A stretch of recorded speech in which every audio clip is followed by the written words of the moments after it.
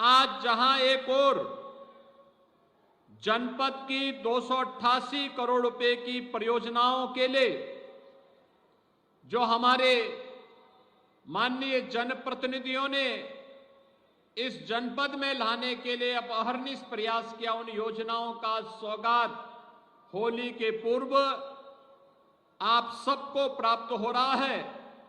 वहीं साथ ही साथ आज देश की एक महत्वपूर्ण योजना, प्रधानमंत्री मोदी जी के विजन को सबसे पहले जमीनी धरातल पर उतारने वाला कोई जनपद, digital public infrastructure for agriculture AgriStack योजना, इस योजना को जमीनी धरातल पर उतारने वाला पहला जनपद, आज किसान क्रेडिट कार्ड की 10 मिनट के अंदर लोन की सुविधा से जुड़ने वाला पहला जनपद देश का फर्रुखाबाद बना है। मैं इसके लिए यहां के जनप्रतिनिधि और प्रशासन को धन्यवाद देता हूं और आप सभी अन्नदाता किसानों का हृदय से अभिनंदन करके प्रधानमंत्री मोदी जी का भी आभार व्यक्त करता हूं। अब इस योजना के लागू होने से हम सब जानते हैं कि यह योजना जैसे ही लागू होगी, होने के साथ ही एग्रीस्टेक योजना के कारण यहां पर डिजिटली केसीसी की सुविधा अन्नदाता किसानों को प्राप्त हो जाएगी और इसके लिए 4 बैंक, भारतीय state bank, bank of Baroda, Punjab national bank, bank of India, ये सभी सहयोग कर रहे हैं।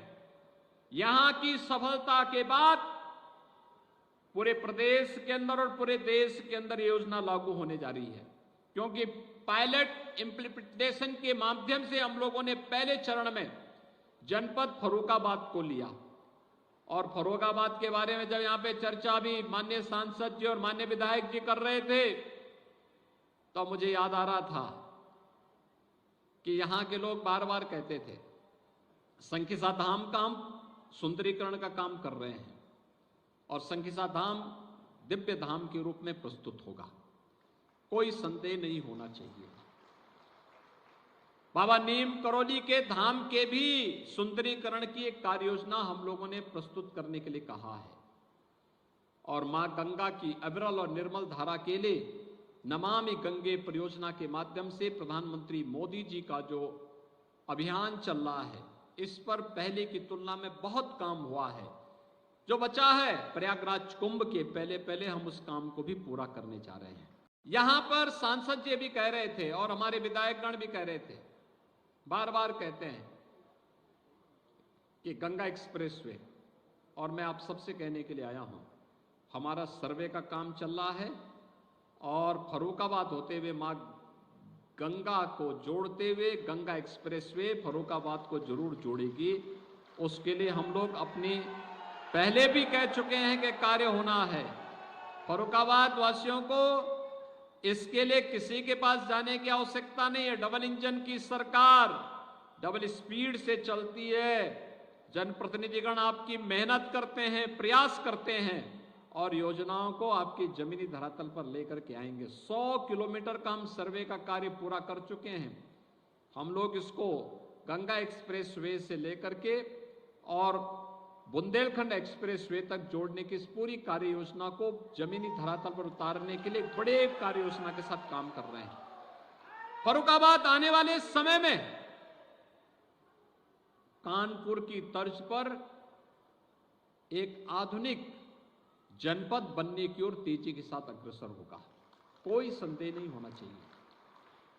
बहनों भाइयों, ये जनपद ने, जिस जनपद ने ब्रह्मदत्त द्विवेदी जी जैसे सपूत दिए हों, जिनका जीवन राष्ट्रवाद के लिए समर्पित था, और आप सब जानते हैं समाजवादी पार्टी के चीरहरण के दृश्य को बेनकाब करने वाला कोई एक भारत मां का लाल था तो वह थे इसी धरती के सपूत स्वर्गीय ब्रह्मदत्त द्विवेदी जी थे।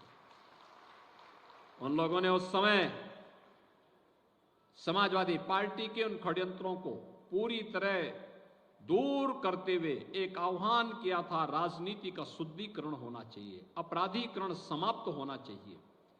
और बहनों भाइयों, मैं आभारी हूं आप सबका, आदरणीय प्रधानमंत्री जी का, प्रदेश की जनता जनार्दन का, कि हम लोगों ने प्रदेश की कानून व्यवस्था को आज ऐसा बना के रख दिया है कि पूरे देश के अंदर कानून का राज के बारे में जब चर्चा होती है तो उत्तर प्रदेश की सब लोग चर्चा करते हैं।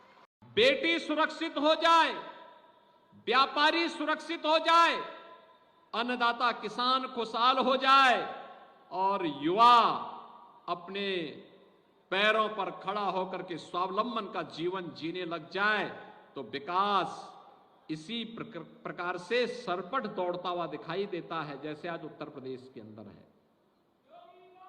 आखिर यही उत्तर प्रदेश था। 2017 के पहले बीमारू राज्य कहलाता था। लोग ये मानते थे कि देश के विकास का सबसे बड़ा बाधक है यूपी। लोग ये मानते थे यूपी तो ब्रेकर है,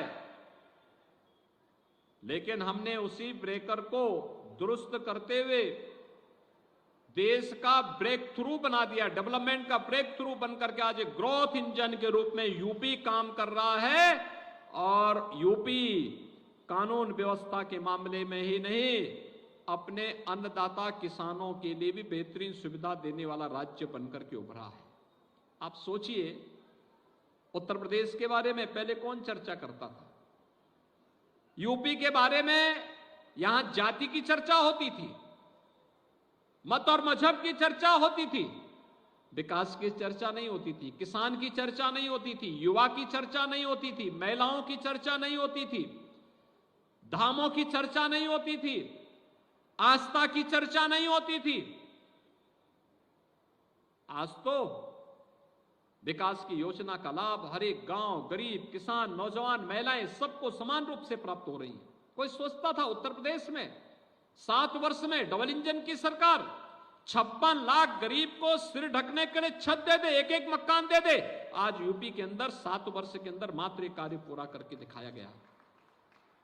कोई सोचता था गरीब के घर में शौचालय बने, आज 3 करोड़ गरीब के घर में शौचालय बन गए। कोई सोचता था गरीब को 5 लाख रुपए की स्वास्थ्य बीमा का कवर मिलेगा, हम लोगों ने 5 करोड़ से अधिक आयुष्मान के कार्ड प्रदेश के अंदर जारी कर दिए हैं। 5 करोड़ औरों को देने की तैयारी चल रही है। और अभी तो उत्तर प्रदेश में एक फैमिली आईडी कार्ड जारी हम करने जा रहे हैं।